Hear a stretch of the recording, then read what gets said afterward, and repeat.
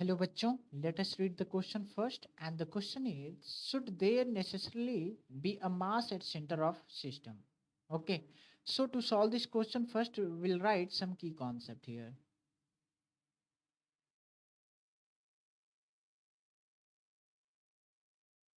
Okay, so the key concept is that the center of mass, how we'll calculate the center of mass? So center of mass, मान लीजिए center of mass का x coordinate निकालना हो हमें, तो कैसे निकालेंगे?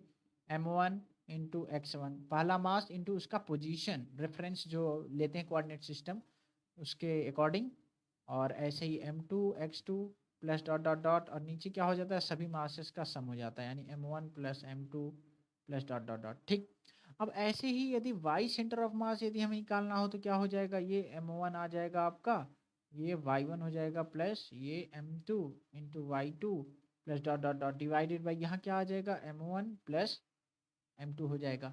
ठीक है, तो ये होता है पोजीशन निकालने के लिए सेंटर ऑफ मास के लिए।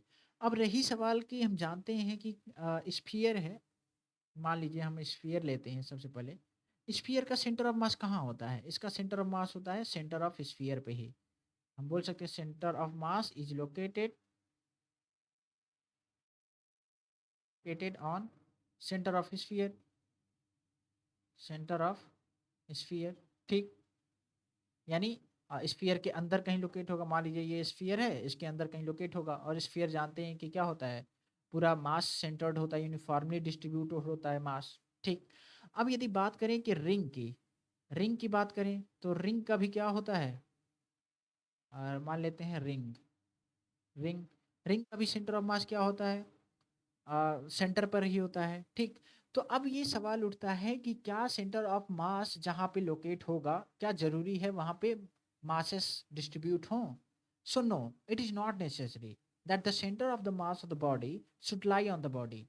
कोई जरूरी नहीं है कि centre of mass of body हमेशा क्या हो, बॉडी पर ही लोकेट हो। ठीक है, मान लीजिए एक एग्जांपल लेते हैं, सबसे पहले एक सर्कुलर रिंग को ले लेते हैं हम। ठीक है, सर्कुलर रिंग को ले लेते हैं,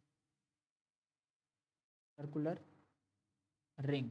हम जानते हैं सर्कुलर रिंग कैसा होता है, सर्कुलर रिंग आपका कुछ ऐसा होगा।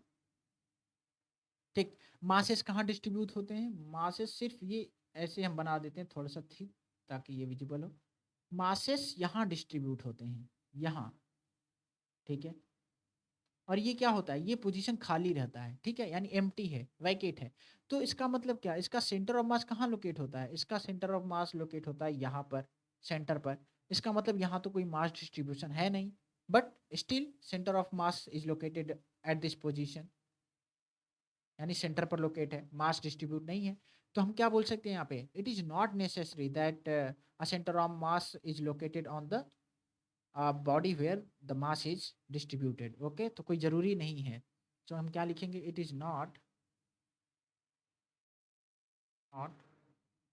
Necessary that centre of mass of a body should lie